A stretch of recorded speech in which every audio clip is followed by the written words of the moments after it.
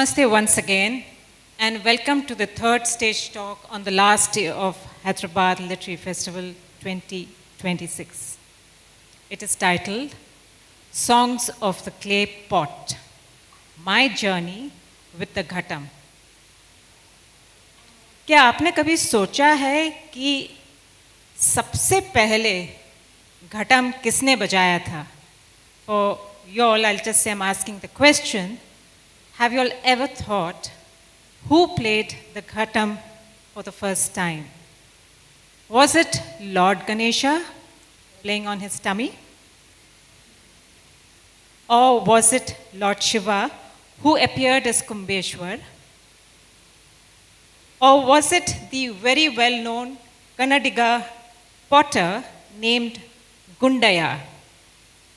The pots that he made were so excellent, and the sounds that he generated by playing on them had a magical event. It is said that people who heard the music actually began dancing. That is the power of Mother Earth, which is turned into the pot. We have with us, I'm told, I learned this morning, one among the 10 female Ghatam singers, players in the entire world. And we are fortunate to be hearing her live. And I must say, those who did not join us for the inaugural and the flag hoisting missed a wonderful performance. And she was the one who performed there. She is an accomplished Ghatam player, which is understood, and a disciple of India's first female Ghatam player, Sukanya Ramgopalji. She's also a researcher and a student of Carnatic music. She's in conversation with Sita Reddy, who is a writer, curator, and a scholar. Sita has been a visiting professor at the University of Hyderabad, which we also call the Central University, and is a fellow Smithsonian at the Smithsonian and Sangam House. With a round of applause, please welcome Sumana ji and Sita. Thank you, Sangeeta. Is this sound okay? For that introduction and HLF, and it is my very great privilege to be in conversation with Sumana, who I have known for 10 years now. And as those of you who listened to the Republic Day performance know, have met the pot she plays on. She has told me it is unnamed, but in the E-Shruti, and the player. There is a third character in this story, which we are celebrating today, and that is the book that she has written, which is wonderful. It has the same title as the session, but it is the song of the clay pot and my journey with the Ghatam. And there are many journeys. So Sumana is, as the bio indicated, she is a musician, first trained as a Carnatic vocalist since the age of 6, and then moved to the Ghatam 16 years ago. She's an artist, she's a writer, she's a researcher, and now an author of this wonderful book. There is actually another statistic to add to what Sangeeta said. We are celebrating the first book-length focus on the Ghatam by the first woman student of the first woman Ghatam player in the Carnatic repertoire, her guru, Sukanya Ramgopal. But beyond all these firsts, I want to mention another aspect of her biography which Sangeeta alluded to.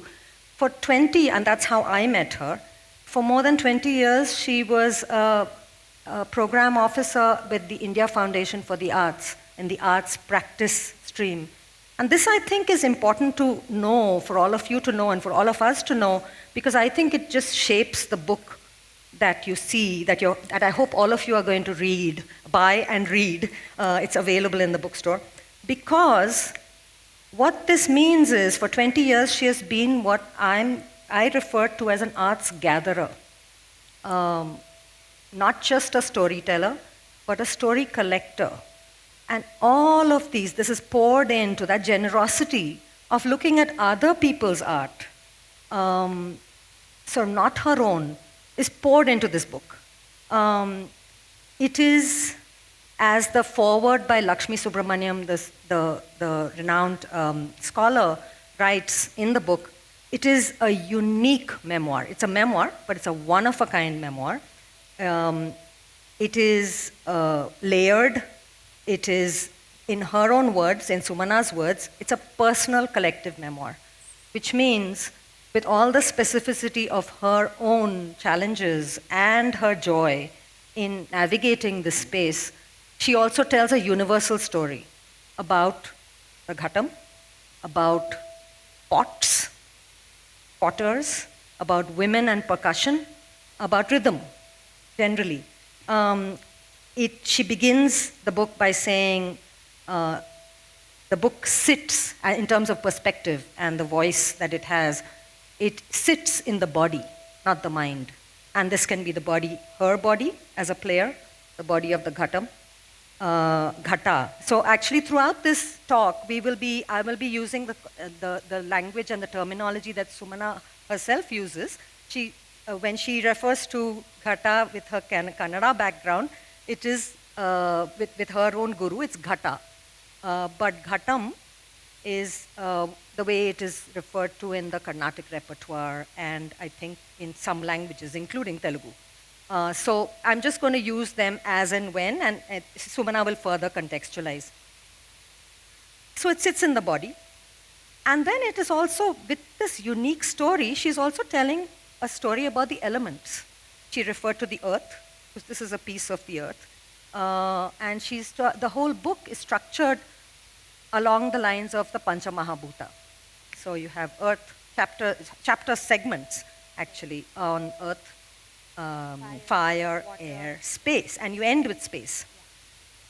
But it's also so much more than a memoir. And this, as a writer and an ethnographer myself, I have just been marveling at how you managed to do this. It's an ethnography of the pot and its makers. It's a cultural history, again, of her own world, navigation through this very male-dominated world of Ghatam players. But it's also, as the first female student of her guru, Sukanya Ramgopal, who has encountered a whole bunch of challenges and obstacles. And so it really is about gender and the obstacles that can be, that she has faced. And I wouldn't say overcome, but sort of lived with and worked with. And then it moves into the history of the Ghatam as it moves into the Carnatic ensemble and the repertoire and the concert stage, because it's a stage, it's a character on a stage. Because it's a recent history. Yeah. We may think that it's existed for a long time, and historians know that there's this phenomenon called the invention of tradition, right? So this has happened in many genres, and this is just one of them, where what is classical is defined and redefined. And with that elevation of the Ghatam or sort of inclusion in the Carnatic ensemble, you also have its marginalization. Because it is one of the secondary percussion instruments. So it's a political story, and again, in a very male-dominated environment. And that also, with a lot of research, Sumana has told in the book. So I really encourage you to get it and to read it and to savor it, because there's a rhythm in it. But let's begin with, and there are many, these three journeys are what we are going to introduce you to. And each of these journeys, I think, introduces us to one of Sumana's three teachers. Yes. The first one is a maker of these pots from this town from this little village called Manamadure, or the area called Manamadure. And she will talk a little bit about the clay that makes the pots. And so that's Meenakshi Amma. It's a wonderful story in terms of your quest. Each of these is a little quest. Yeah, then, of course, there's your guru, Sukanya Ramgopal, who is amazing and who plays, she has now performed for about 6 decades. And so we're going to talk about that story. And then, of course, there's her grand guru, Viku Vinayakram, sir, who may be familiar to followers of the Ghatam and who may have seen it, and who was responsible for introducing it. Is the face of the Ghatam in many instances, including what he takes it to the UN concert in 1966 with MS Subbulakshmi, and so we'll talk a little bit about that. So perhaps, Sumana, let's begin with the pot, with the earth, because the Ghata is just one of many pots, and the maker, the potter, comes before the artist, right? In the narrative arc from the potter's wheel to the stage, let's begin with the maker of the pot. Sure. So can we speak to that in a way? Thank you so much, Sita, for that really generous opening to the book and to a lot of things. You've contextualized it so well. And it's also a great honor, a privilege for me to be part of the Hyderabad Literature Festival, which is so unique, which has, there's so many seekers, so many people who are absolutely in love with books. So it's a great honor for me to bring my Ghatam into this space. And Sita said I'm a story gatherer, in the 4th, 5th century, I think. There's this traveler, Ibn Battuta, who is supposed to have said that every journey leaves you speechless and then turns you into a storyteller. So that's been my journey. Every moment that I've journeyed with the Ghatam so far, all the twists and turns and everything has really left me speechless. The challenges, the curiosity it has generated, the obstacles, the discoveries, the revelations, each of them have left me speechless. And then it turned me into a storyteller, which is why the book is here. But I realized that I could not be just a story gatherer. Just to hoard stories is no fun.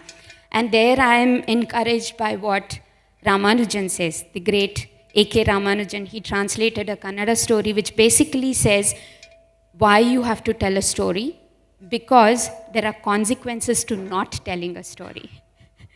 So I'm encouraged by both of these because I became a story gatherer, and then I was too scared not to tell the story. So it's that is the reason why the book is here.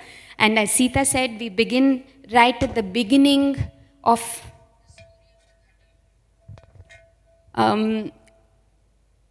most music histories, all of you would agree, is focused on the artist. It's always the musician, it's the player, it's the instrument, and so on.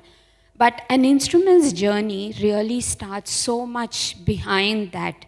There are people, there are families, communities, individuals, resources, villages, places that have made these instruments in the first place. And that's where the sound of the pot, in this case the pot, that's where the sound really begins. And the artist comes at the end of that journey, often. So we start with the potters, therefore. And what better way to start this story than go back to the 12th century to a Kannada literary masterpiece that was written by Harihara, where he immortalized a potter. Among the many things that he wrote, he immortalized this potter called Gundaya, who was very pious and a great devotee of Shiva, in this lovely verse, in a blank verse that he wrote called the Kumbara Gundayana Ragale. And the Ragale tells us very clearly that Gundaya was not just a person who made pots, he also played on the pots. So this is a piece, this is a small excerpt from that Ragale, 12th century Kumbara Gundaya.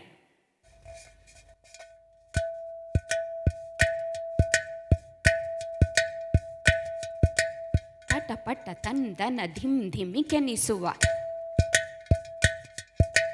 Tata pata tandana dhim dhimikenisua. Tata dindata dhikkata takakenisua. Tata pata ತಂದನ ಧಿಂ ಧಿಮಿ ಕೆನಿಸುವ ತಟದಿಂದಟ ಧಿಕ್ಕಟ ತಕ ಕೆನಿಸುವ ಹಲಗೆಯ ಶಬ್ದಂ ಮುರಜದ ಶಬ್ದಂ ಹಲಗೆಯ ಶಬ್ದಂ ಮುರಜದ ಶಬ್ದಂ ಹರಗೆಯ ಶಬ್ದಂ ಕರಡೆಯ ಶಬ್ದಂ ಮಡಕೆಯ ದನಿಯ ಉಜದ ಸುನಾದಂ ಮಡಕೆಯ ದನಿ ಪೊಸಕ ಹಳೆಯ ನಾದಂ ತಾಳಂ ಕೌಶಾಲದ ಮೃದುನಾದಂ ಶೂಲಿಗೆ ಮೇಲವಣೆಯ ಮೃದುನಾದಂ ತಾನಾಗಿರೆ ನವಗತಿಯಂ ಬೀರುತೆ ನಾನಾವಿಧ ನವಗತಿಯಂ ತೋರುತೆ. He played the pot this way and that way, with new sounds and delicate rhythms. He played. He is, of course, Gundaya. This is a translation from the verse. He played the pot this way and that way, with delicate sounds and new rhythms. He played. He played until the earth sounds made heavens dance. He played until time and space collapsed, until Shiva broke into his cosmic dance, and the whole world danced to the sound of the pot.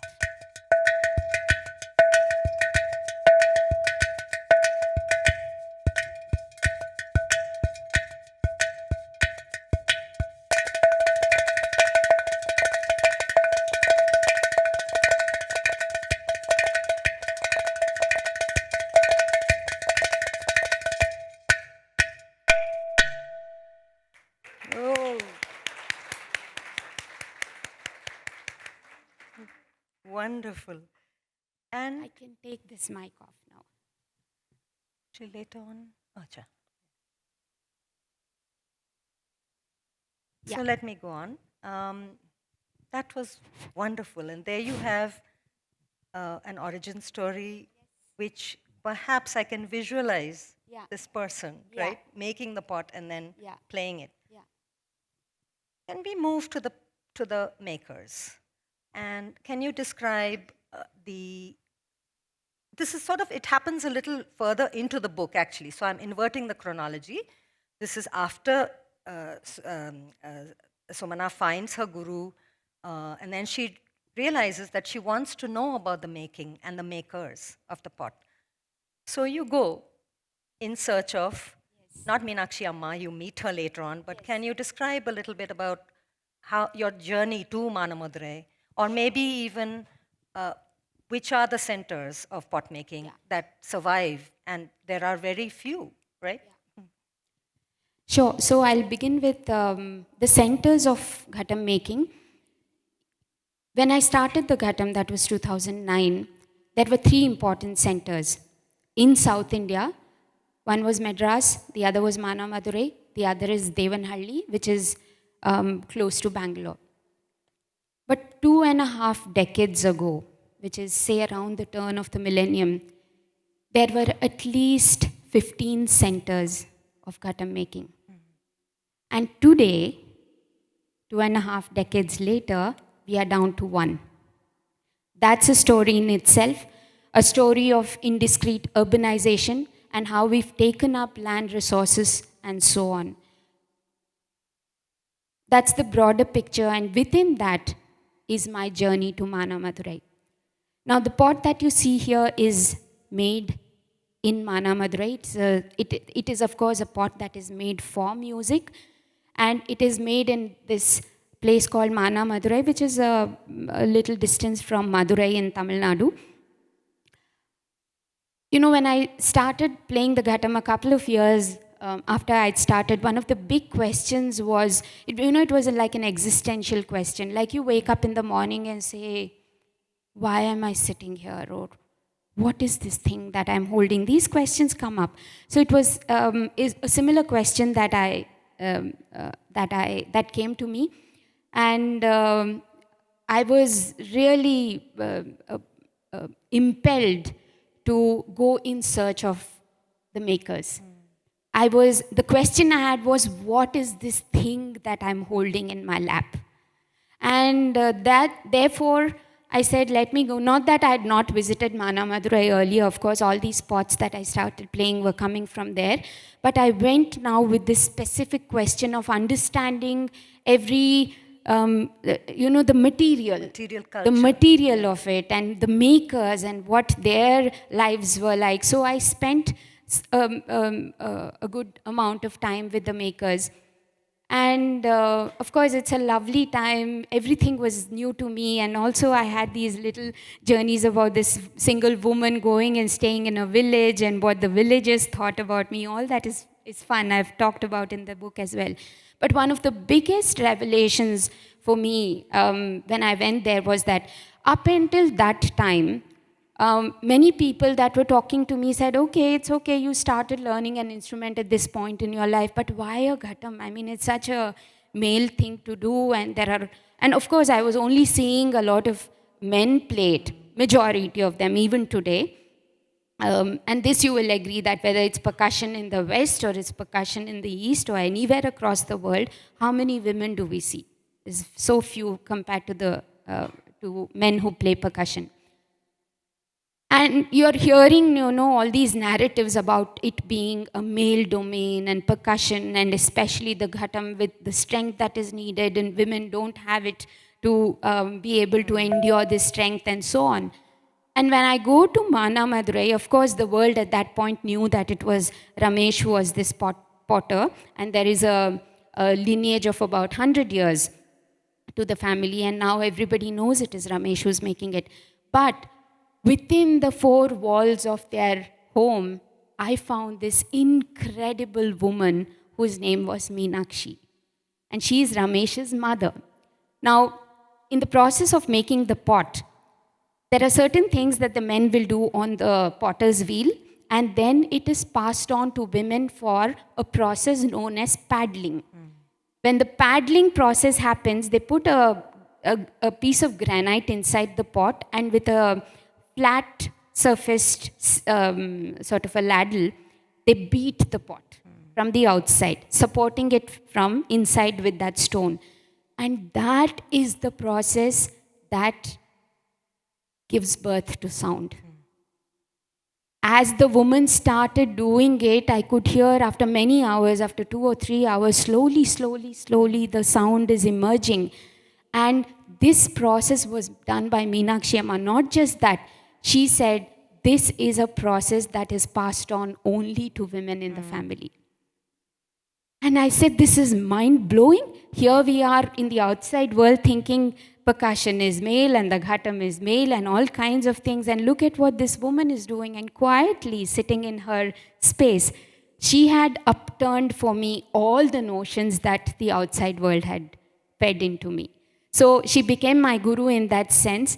And really these two women, of course, my own guru, Sukanya Ram Gopal ma'am, through whose life I have been able to journey into the history of the Ghatam, and on the other side to have Meenakshi Amma, the maker. So there's the maker on one side and there's the nourisher on one side.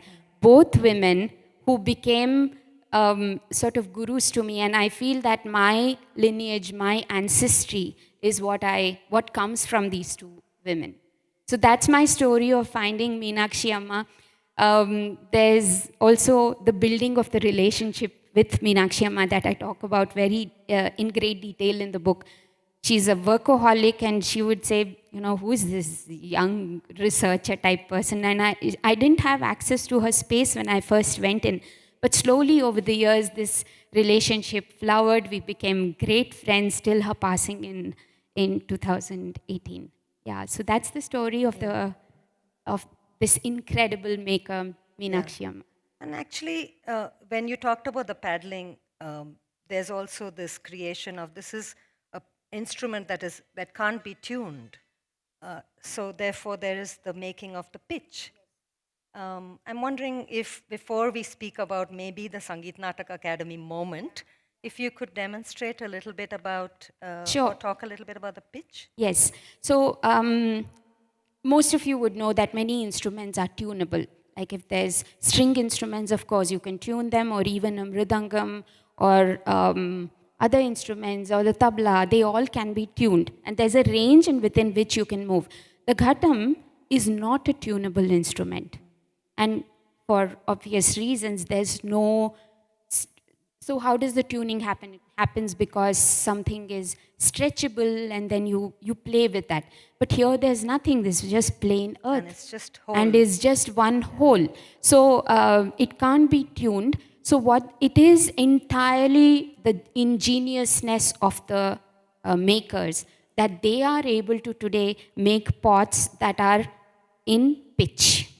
So I can go to the makers and say, please can you make me a pot in D? Some of you might be aware here we have C, D, E, F and so on, all these scales. And they will know exactly how much clay, what is the proportion of mixing the clays, how much to turn it on the wheel, what is the size, what is the thickness, they would know all of that.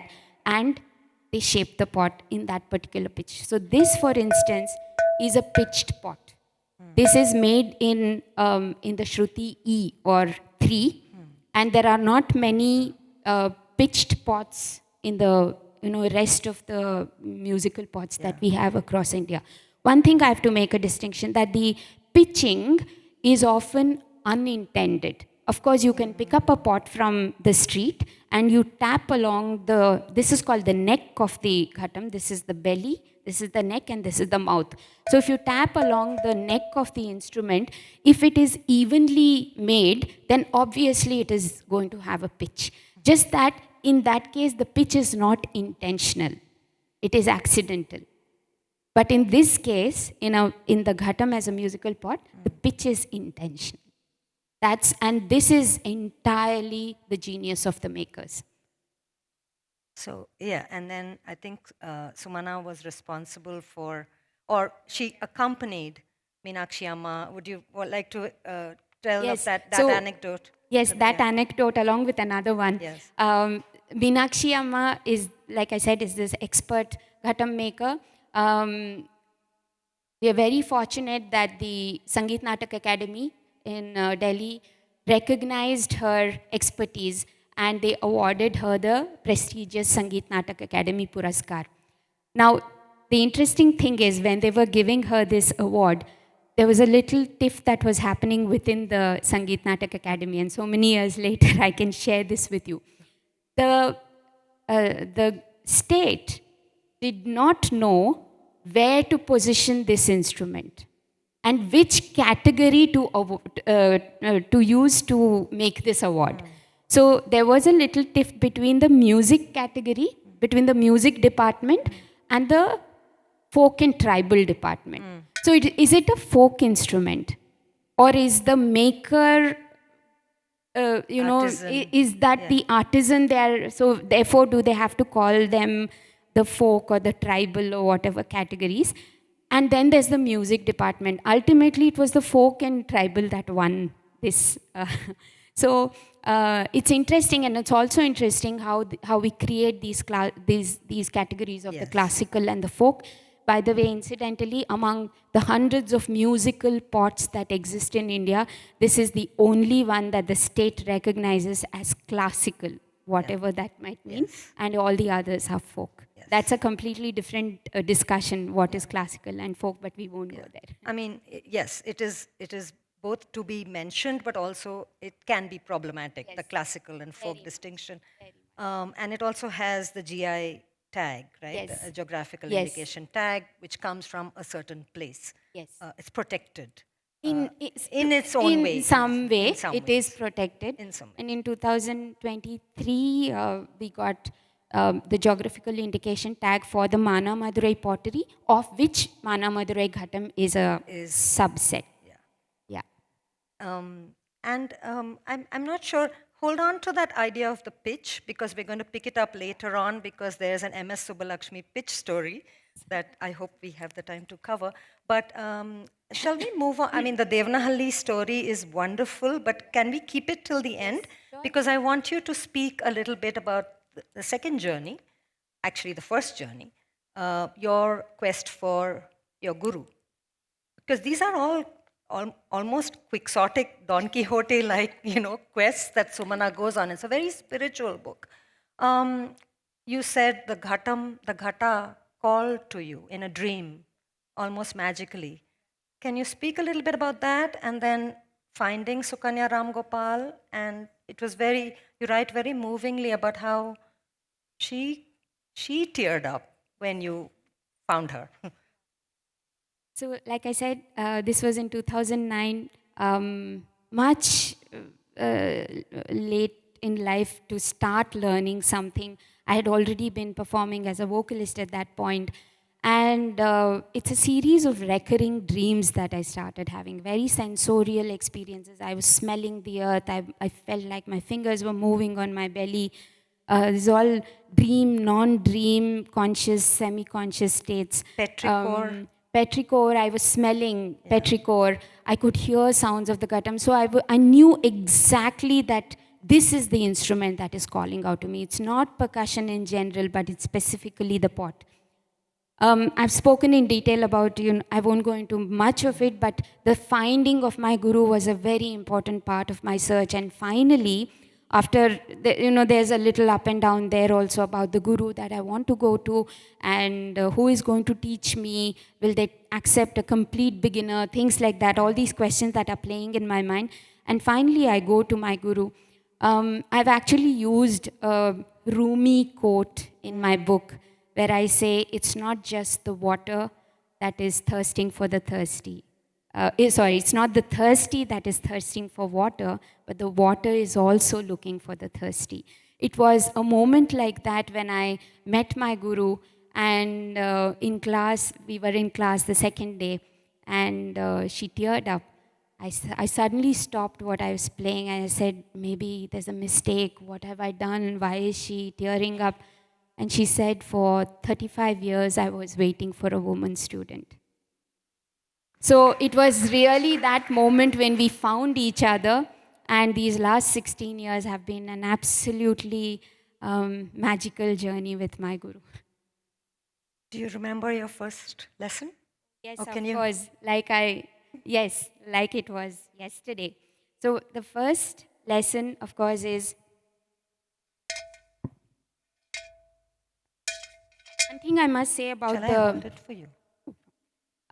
About the playing of the pot is that it is based on a principle of equal-handedness. You play exactly the things that you do with your right, you do with your left. The things you do with your left, you do with your right. Unlike in a lot of other instruments where one hand is dominant and the other is sort of supporting, of course they have different functions and very important functions, but generally the right side is quite predominant and the left is sort of supporting with the gumkis and stuff.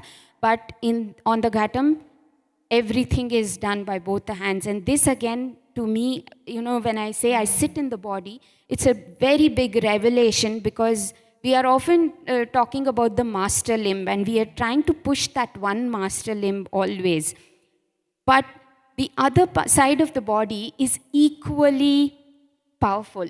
And we never try and explore that. So the Ghatam actually pushed me to do that. There are some things that the right, which is my master, is incapable of. But I have to push my right to do the things that my left can. Or vice versa. I also have to push the left to do the things that my right easily can. To understand this equalness of both sides of the body, and to be centered in that understanding is something that the Ghatam has given to me. So my first lesson was Ta, Di, Tom and Nam. Shall I hold it? Ta, left Ta, the right side is Di, and this is Tom, and this is Nam. Ta, Di, Tom, Nam. Ta, Di, Tom, Nam.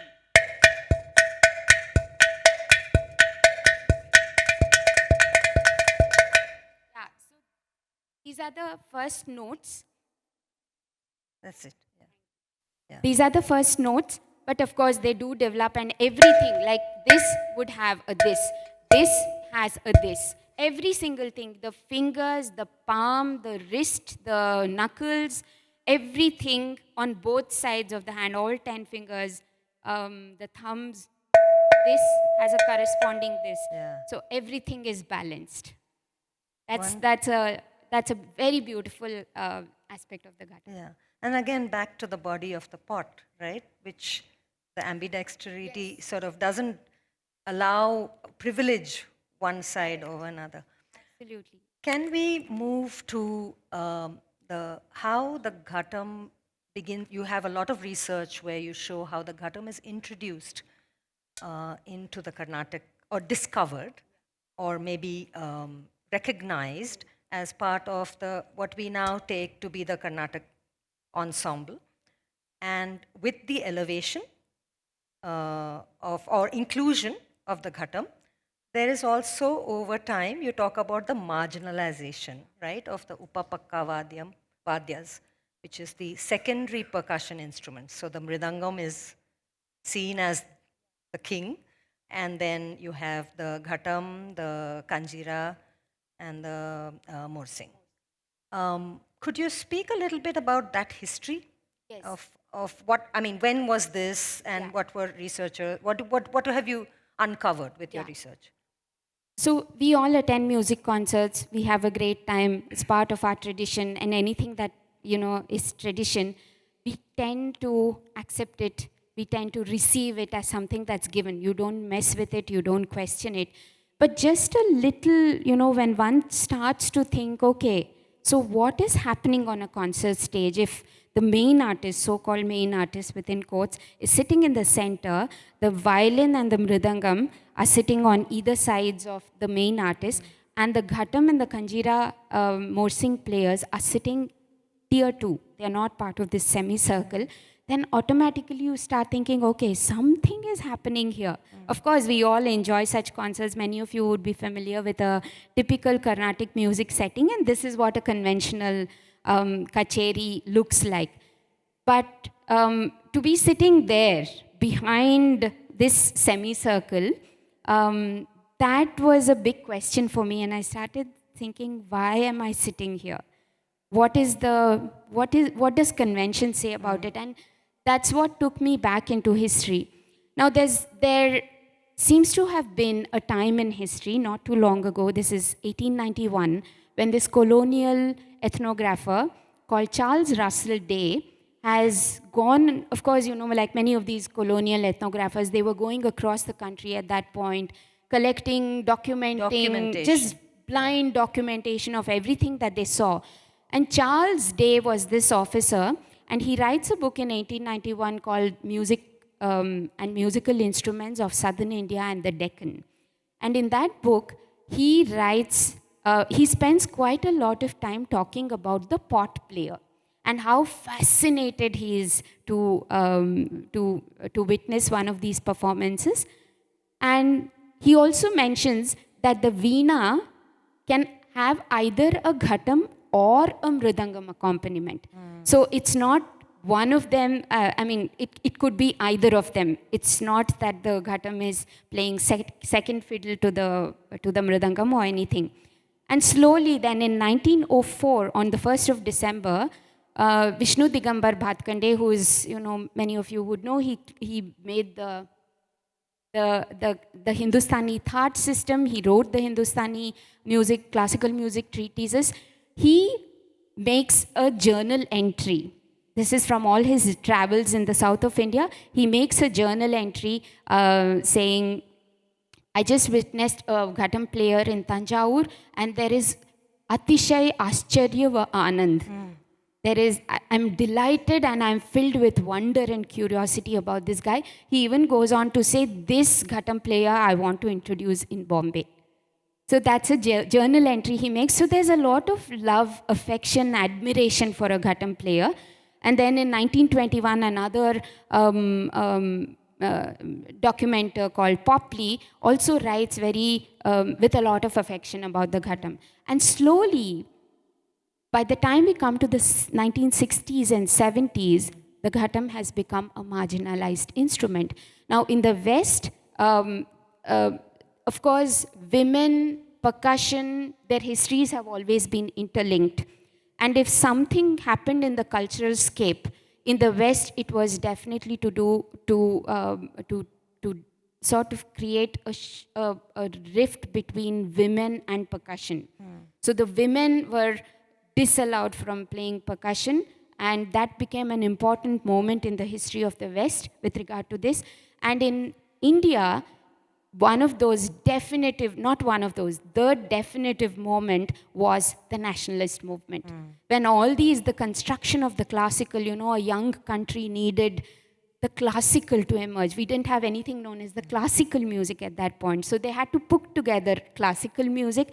They had to label certain instruments. They had to gender it, of course. Yeah. And so it became common for boys to start playing percussion and the girls to start learning percussion instruments. Before that, since medieval times, women have always played percussion. It's very evident. Yeah. It's there in our temple sculptures. It's in paintings and miniatures. And suddenly you find that women are not playing percussion. So that moment becomes very important. And in the process, what happens is, of course, you have to create hierarchies. If something has to be classical, within that you're again creating these different layers, because these bifurcations, classicization, sanitize, all of these are based on creating these hierarchies. Is one of the things that you need. And then at that moment, the mridangam starts to be called the king of percussion instruments. And the Ghatam, in one of these texts, becomes classified as a miscellaneous instrument. So later, it gets pushed down in the rungs of the instruments, and therefore becomes an upapakavadya, which is a secondary percussion instrument. And it loses its, it used to have a equal status with there was no such hierarchy. Mridangam, Ghatam, everybody were together in that space, but it becomes a lesser instrument. Yeah. So that's the story of how traditions get constructed, and every time we see something, it's always nice to, of course, things might remain the same, we might still enjoy a good concert, but just to be aware of how these things happen, that's a really fascinating. And the fluctuating histories. The socio-political processes that made this happen. So so that we have some time for questions, I thought, instead of question and answers, if it's a public demand, we'd like to hear you play. Yes, actually, yeah, perfect. So if the clap needs to be louder. That's not public demand. Set up and then Sangeeta. So yeah, Sumana will set up we'll put the mic back. The UN concert. It's fine now. I'll just play. Yeah. Okay. Very quickly. Very quickly. Should I talk about the UN concert? No, and then the MS story, and then the. So MS Subbulakshmi, the legendary MS Subbulakshmi that you would all know, was actually responsible for putting this spot on the global scene. And one of the most beautiful things that I've heard from Vikku Vinayak Ram sir is that, in this process of marginalization that was happening, many things were happening, and because the men did not want to perform with the Ghatam on their side. So women started patronizing the Ghatam. And Vikku sir told me this beautiful thing that the Ghatam grew up in the company of women. And therefore, it's got a lot of that feminine grace, energy, not to mention, of course, the resilience and the resistance and all of that comes from the women that maybe she sat with. All the legends, you talk of MS, there's ML Vasantakumari, there's Sulamangalam sisters, Radha Jayalakshmi, KB Sundarambal, everybody sang with the pot. And the beautiful MS story is that, she was, many of us may or may not know this, but she was banned from singing at the Music Academy for a period of 5 years. And then when they wanted her to come back, and for good reason, because they wanted money to raise, money to build the building of the Music Academy. They get MS back, and she says, "I'll come if you get the Ghatam in." And at that point, even the Ghatam had been banned from the Music Academy. For the first 20 years of the Music Academy Madras, we don't have the Ghatam. And then MS says, "I'll come in if I can bring the Ghatam in." So she has a very important role to play. And after that, of course, Vikku Vinayak Ram sir became her regular accompanist, and the famous UN concert which put the Ghatam on the global map. That happened in 1966. So Sumana, the morning interactive session with portion of your performance with the audience was just so enchanting. Should I hold it for you? Those who missed really missed something, so can we relive it?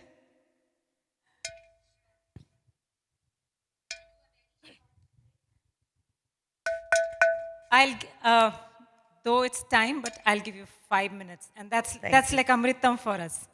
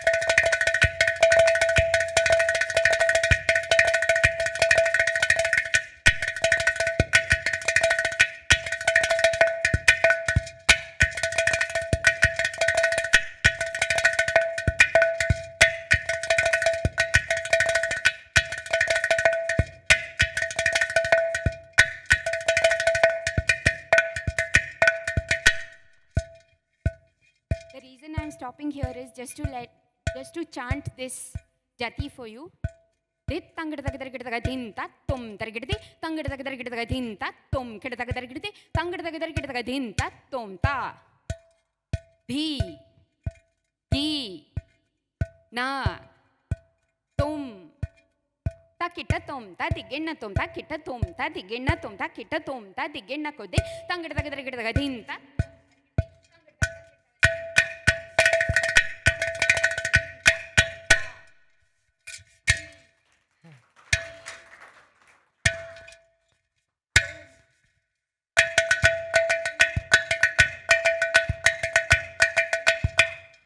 Now this composition has history because this is exactly the final composition that was played at the UN concert where Vikku Vinayak Ram sir played with M.S. Subbalakshmi, and this composition was created by T.K. Murthy sir, now a centenarian, who was 63 years MS Subbulakshmi's accompanist. And he created that space, you know. So, they tangad tagadagadin tatum tarigati, tangad tagadagadin tatum kadagadarigati, tangad tagadagadin tatum ta. That space was created to enable the Ghatam player to toss the Ghatam in the air.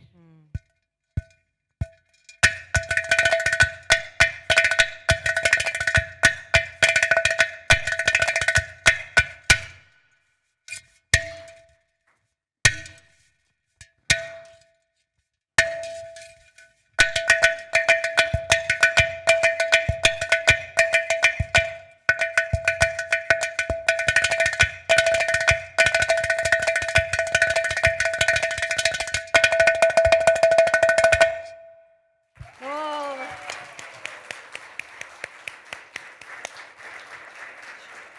Thank you. Just that one story that Sita and I absolutely love. We've been talking about the pitched pots. And because this is not tunable, like I said, what happens to all the pots that don't come out from the fire in pitch? The same UN concert, ML Subbulakshmi's pitch, you know, like the chromatic scale is laid out. It is 3, 4, 5, 6, so and so on. But what happens to the 3 and halves, the 3 and quarter, the 3/4, 4 3/4, things like that? And MS was singing that concert in 4 3/4. They could not find a Ghatam in that pitch. And then somehow they scouted around, Viku sir got this Ghatam, and this was the in-between Ghatam that went all the way to the US. So every time you find a Ghatam that is not in the chromatic pitch, you know, this is like the structures that the societies give us, that you have to fit in and fall into this. But all the in-between Ghatams, they're also valuable, and they're all going to have their UN moment. For sure, for sure. Standing applause, please. Standing ovation for Sumana, one of the greatest Ghatam players of the world. Thank you, Sita. Thank you, Sumana.